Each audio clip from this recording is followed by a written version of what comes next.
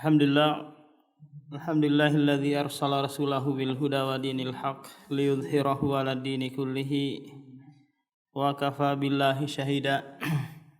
Asyhadu an la ilaha illallah wahdahu la syarikalah wa asyhadu anna Muhammadan abduhu wa rasuluhu. Amma ba'd. Kita tahu bersama bahwa sumber pengambilan akidah dan ibadah dalam agama kita adalah Al-Quran dan hadis. Sebagaimana Rasulullah pernah bersabda, taraktu fikum ma in tamassaktum bihima lan tadillu ba'di abada kitaballahi wa sunnati. Aku tinggalkan oleh kalian dua perkara. Jika kalian berpegang teguh dengannya, niscaya kalian tidak akan sesat selama-lamanya. Apa itu Al-Quran dan hadis? Al-Quran adalah petunjuk, kemudian datang hadis sebagai mubayyin, sebagai penjelas. Maka selama seorang mukmin atau seorang muslim berpegang dengan kedua wahyu ini, maka dia akan selamat. Akan tetapi yang menjadi permasalahan saat ini adalah setiap kelompok yang ada itu mendengung-dengungkan dua hal ini, kemudian mereka bingkai dengan pemahaman, dengan penafsiran yang itu jauh dari penafsiran sahabat, tabi'in dan seterusnya, ulama atau generasi mufaddalah, generasi terbaik umat ini, yang dimana suatu kaidah berbunyi lau kana khairan lasabakuna ilaih. Seandainya di sana ada kebaikan, niscaya para sahabat sudah mendahului kita. Bahkan orang-orang yang datang setelah sahabat itu haruslah beriman, haruslah belajar dan beribadah sesuai dengan petunjuk para sahabat. Allah berfirman di surah Al-Baqarah, fa in amanu bimisli ma amantum bihi faqad ihtadaw. Jika mereka yang datang setelah kalian wahai sahabat beriman sebagaimana keimanan kalian, maka mereka akan mendapatkan petunjuk. Maka sumber penyimpangan yaitu tatkala menafsirkan Al-Quran dan hadis sesuai dengan yang dia inginkan atau yang diinginkan oleh kelompoknya, maka ini pada hakikatnya sumber penyimpangan. Seorang penyair pernah berkata, wa hujjatut taklifi khudha arba'a Qur'anuna wa sunnatun musabbata min ba'diha ijma'u hadhil umma wa rabi'ul qiyasu fafhamanna. Bahwa hujjatut taklif, dalil dalam pembebanan suatu ibadah dan akidah, itu ada 4. Yang pertama adalah Al-Quran, kemudian hadis, dan yang kedua setelahnya yaitu ijma' dan qiyas. Ini haruslah ada mustanaduhu minal Quran awil hadis. Jadi dia tidak boleh dikatakan oh ini qiyas, sementara tidak ada sandarannya dari Al-Quran dan hadis. Demikian juga ijma'. Maka keduanya ini ijma' dan qiyas, dia bukan dalil mustaqillah, bukan dalil yang menyendiri yang dia bisa dijadikan patokan dalam beribadah. Tapi harus ada dukungan dari hadis atau Al-Qur'an. Nah, pada kesempatan yang berbahagia ini kita akan melanjutkan kitab Sahih Bukhari yang dikarang oleh Abu Abdullah Muhammad bin Ismail Al-Bukhari. Beliau menulis kitab ini intisari dari hafalan beliau 200.000 hafalan lebih. Kemudian diringkas, diambil yang sahih, yang paling sahih, dan seluruh sanadnya bersambung kepada rawi-rawi sampai kepada Nabi Muhammad SAW. Sehingga kitab ini dikenal dengan Ashahhul Kutubi Ba'dal Qur'ani, kitab yang paling sahih setelah Al-Quran. Meskipun di dalamnya terkadang ada intikot, ada kritikan-kritikan, tapi itu tidak banyak. Ada sekitar 4 atau 5 hadis saja yang dikritik para ulama, karena memang Allah Subhanahu wa taala tidak memberikan kesempatan bagi manusia menulis kitab dengan kitab yang sempurna. Pasti kitab tersebut ada kholal, ada kritikan, beda dengan halnya Al-Qur'an. Di awal pembukaan Al-Quran itu dikatakan Dzalikal kitabu la raiba fih. Ini adalah kitab yang tidak ada keraguan. Tidak perlu dikritik, tidak perlu sampai harus dihapus 300 ayat dan yang lainnya. Karena memang dia tidak ada keraguan, cocok untuk di setiap tempat dan setiap zaman. Karena Allah sendiri yang mengatakan la raiba fih, tidak ada keraguan. Nah, jadi Imam Bukhari berusaha mendatangkan hadis-hadis yang sahih dalam kitab ini, kemudian berusaha keras untuk mendatangkan setiap hadis itu dengan bab yang beliau berikan. Ini yadullu ala fikhihi, menunjukkan bahwa bab yang beliau bawakan itu adalah pemahaman beliau terhadap hadis yang dibawakan. Jadi istilahnya ada bab, kemudian didukung oleh hadis, maka hadis itu adalah dalil untuk bab yang ada. Ini keistimewaan Al-Imam Bukhari. Beda dengan Imam Muslim. Imam Muslim dia membuat kitab salat, kitab puasa dan yang lainnya, tapi tidak menyertakannya dengan bab-bab. Nah, kelebihannya lagi kalau di Sahih Muslim itu dia berusaha mendatangkan seluruh jalan-jalan hadis. Contoh, di satu hadis, tak kala yang meriwayatkan dari sahabat ada 5 orang, dia berusaha mencari. Kemudian di bawah tabi'in itu ada 20 orang, dia berusaha menghadirkan lagi. Di bawah tabi'ut tabi'in ada 30 orang mungkin yang meriwayatkan. Nah, dia berusaha menghadirkan setiap jalan-jalan hadis tersebut. Nah, kita masih di dalam pembahasan Kitabul Wudu.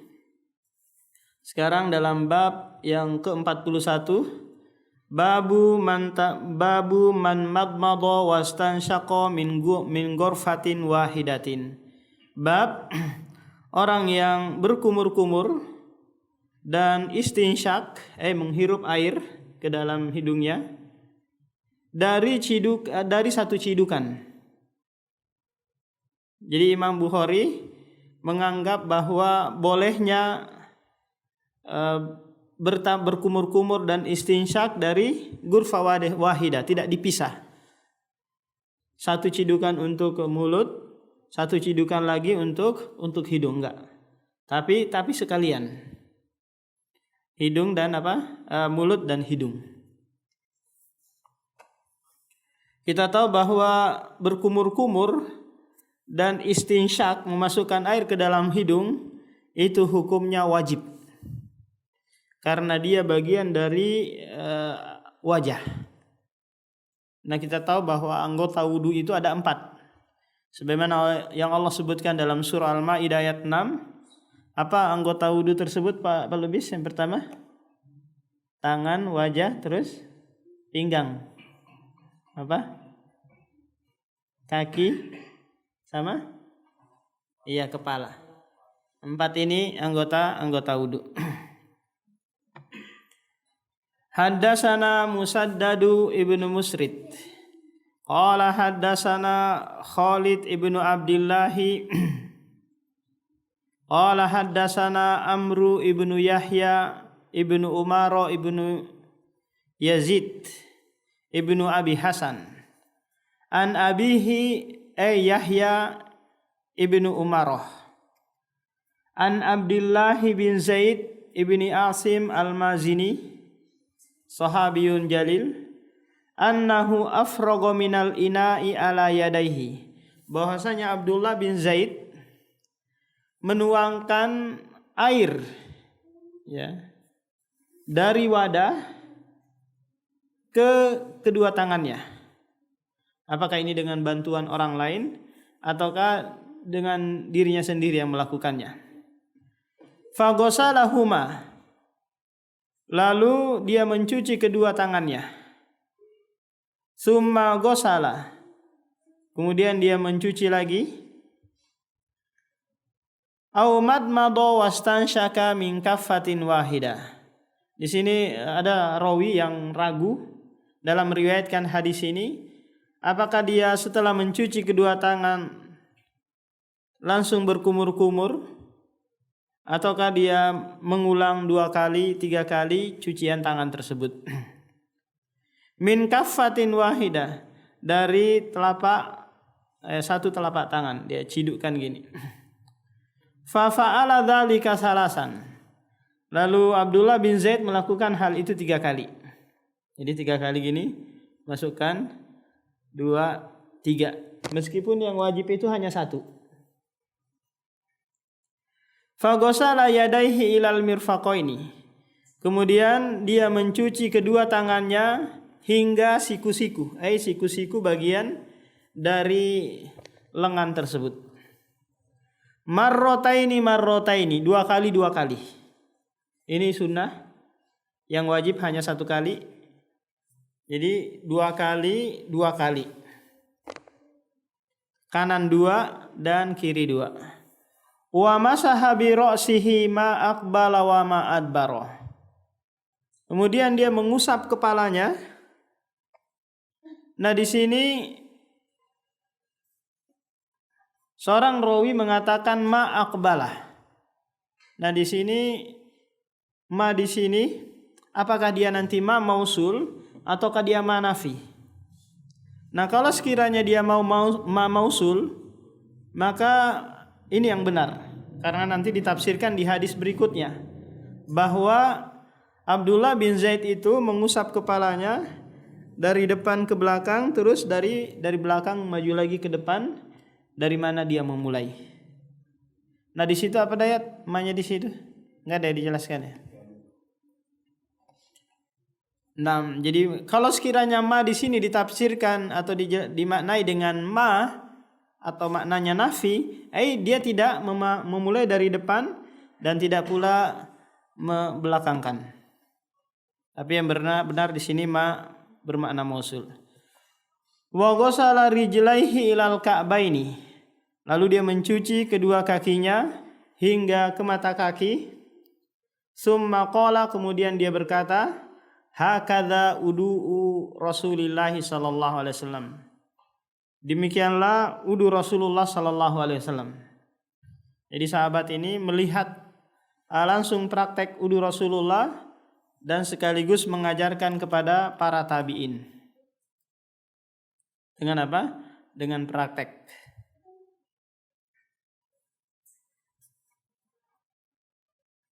Apa yang enggak ada kira-kira di sini? Iya, di sini tidak disebutkan membasuh muka. Di hadis berikutnya lagi. Berarti dalam periwayatan ini, itu juga. Dalam periwayatan ini, jadi begitu. Dalam periwayatan hadis ada yang kurang, nanti ditambah lagi dari riwayat yang lain. Yang intinya di sini yang mau disampaikan oleh Imam Bukhari bahwa madmadu wastansyaqa min kaffatin wahidah, yaitu berkumur-kumur dan beristinsyak dari satu cidukan bersamaan gitu. Nah, ini yang beliau inginkan dari bab ini. Babu masir ra'si marrah, bab mengusap kepala 1 kali. Dan ini hukumnya wajib, tidak boleh 2, 3 dan seterusnya. Dia hanya 1 kali saja.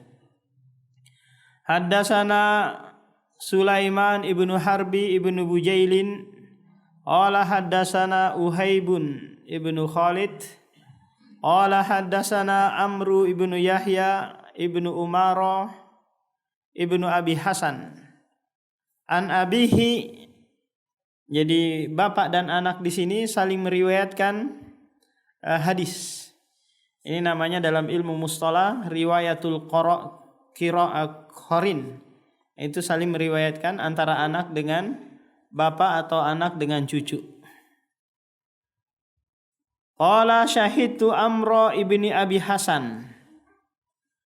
Aku menyaksikan Amr bin Abi Hasan, ini seorang tabi'in, bertanya kepada Abdullah bin Zaid, seorang sahabat, an udu'in Nabi, tentang wudu Nabi SAW. Lantas Abdullah bin Zaid mempraktekkan. Jadi masih ada kaitannya dengan hadis sebelumnya. Fada'a bi taurin min ma'in. Lalu Abdullah bin Zaid meminta seember air. Fatawaddo'a lahum. Lalu dia wudu mempraktekkan untuk para tabi'in. Fakafa'a ala yadaihi. Lalu dia menuangkan air ke kedua tangannya. Fagosalahuma salasan. Lalu mencuci kedua tangannya 3 kali. Summa adkhala yadahu fil ina. Kemudian dia memasukkan tangan kanannya ke dalam wadah ina tadi, ember tadi.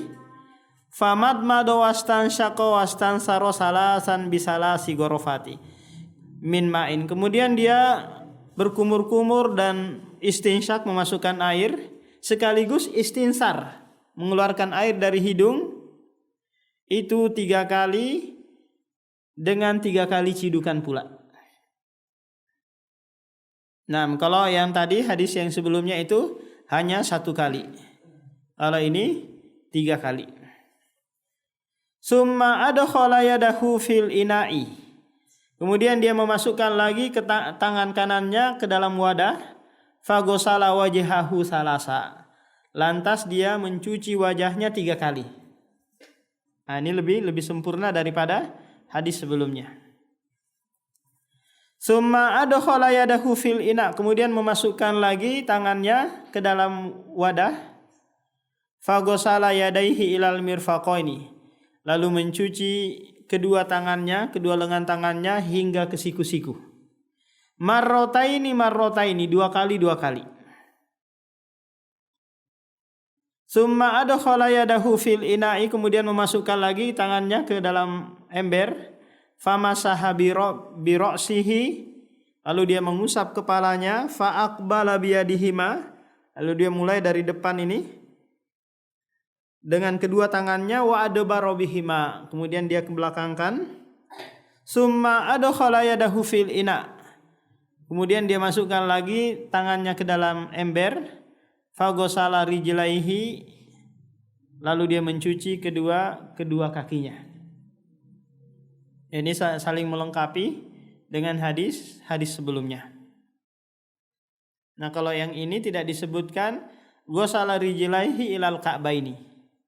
Paham?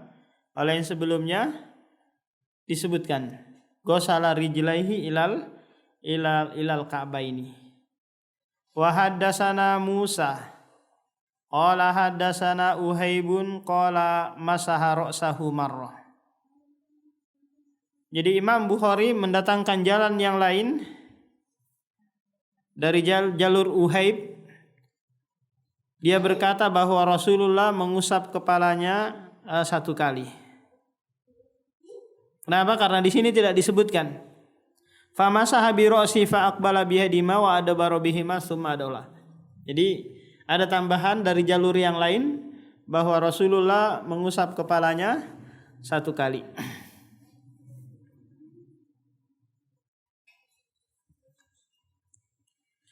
Babu wudu'ur rajuli ma'a imra'atihi wa fadli wudu'il marrah.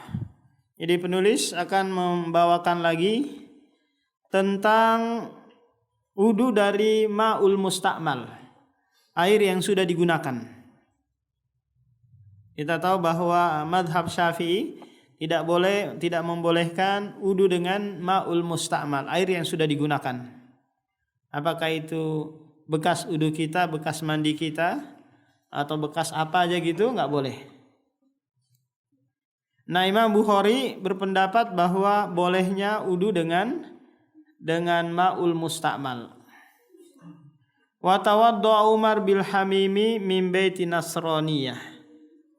Jadi Umar bin Khattab pernah wudu dari wadah ya orang Nasrani.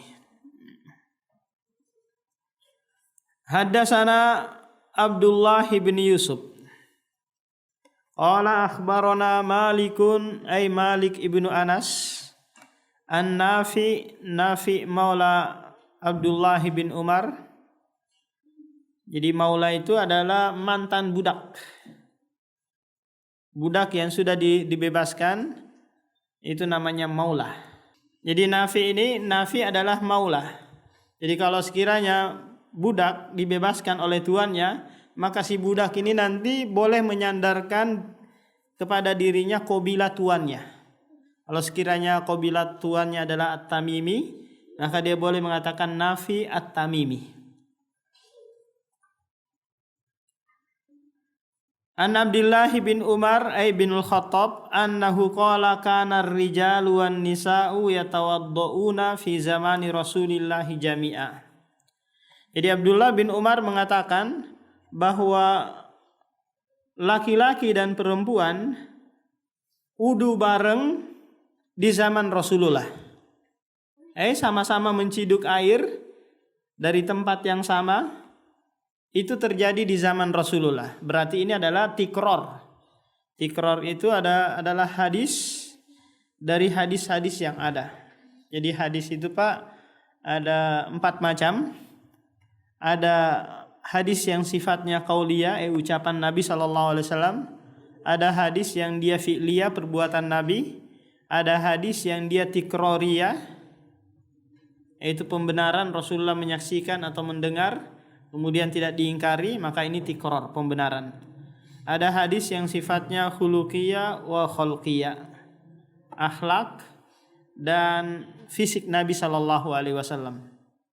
Nabi rambutnya sekian panjangnya, kemudian pakaiannya, cara berjalannya, cara duduknya, ini namanya khalqiyah.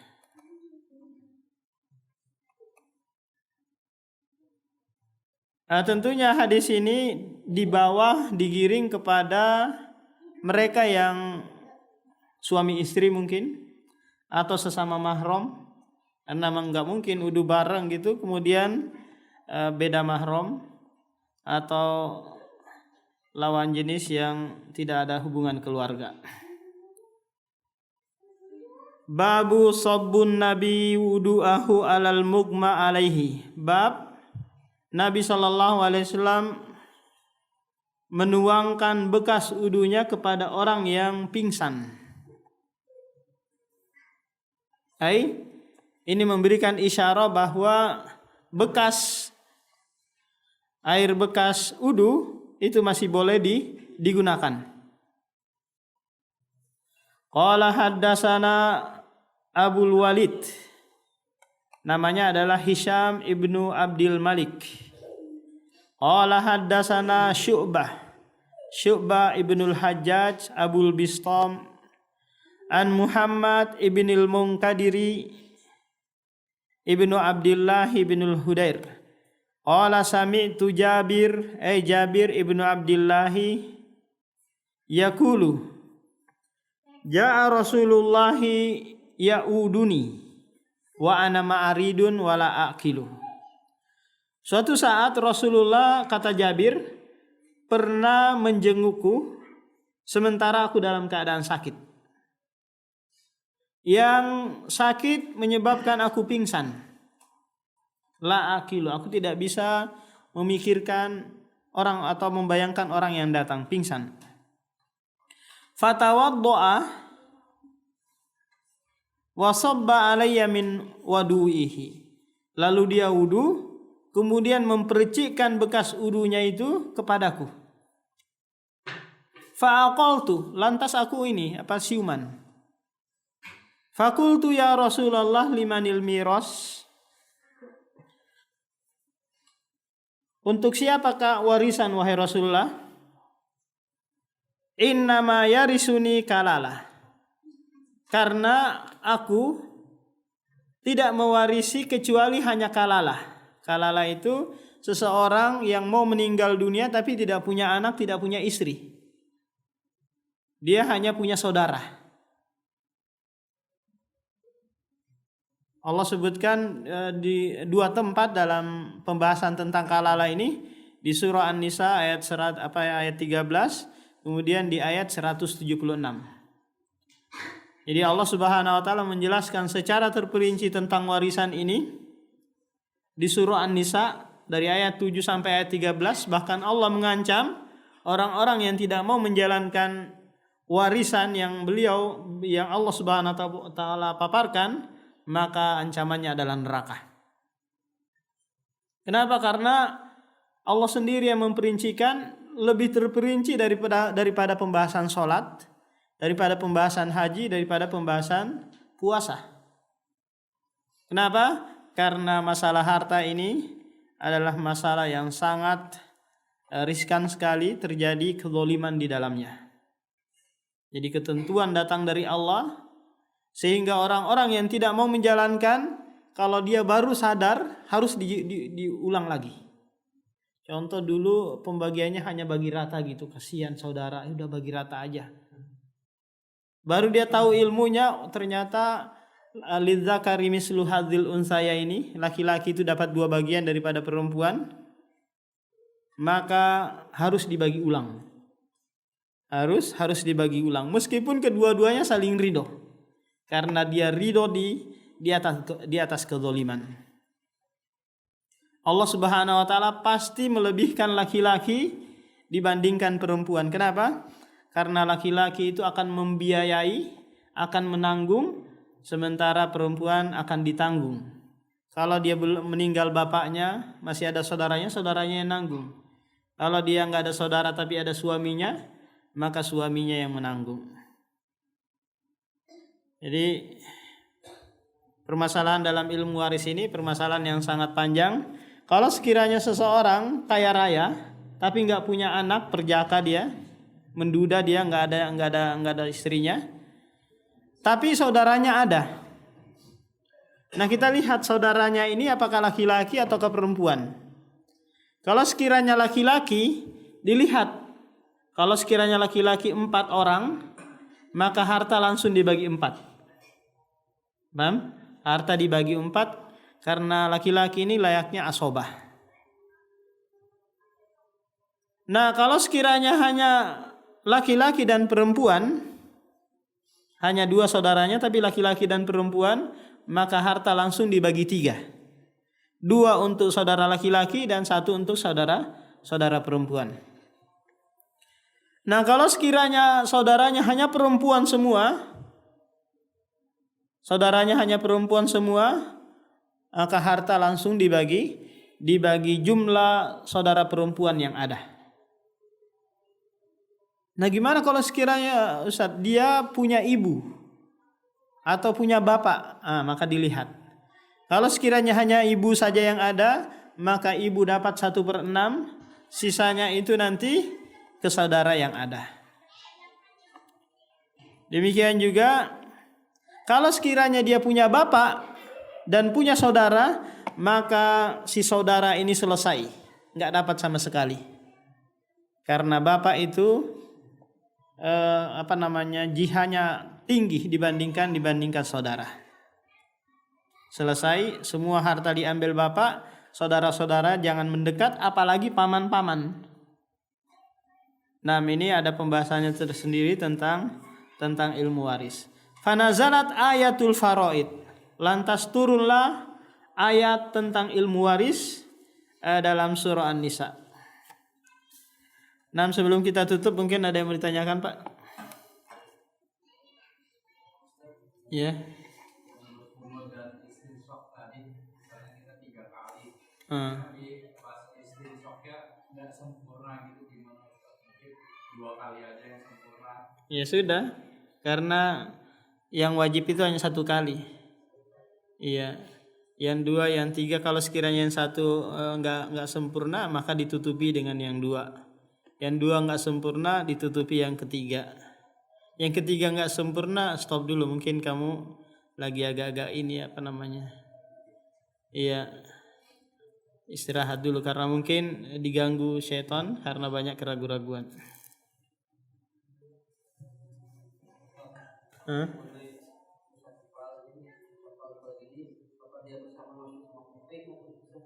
Ya, nanti ada lagi riwayat itu yang menyebutkan ini apa namanya langsung bareng dengan kuping. Jadi Imam Bukhari hanya mendatangkan yang menguatkan untuk bab yang dia sebutkan. Mengusap kepala satu kali,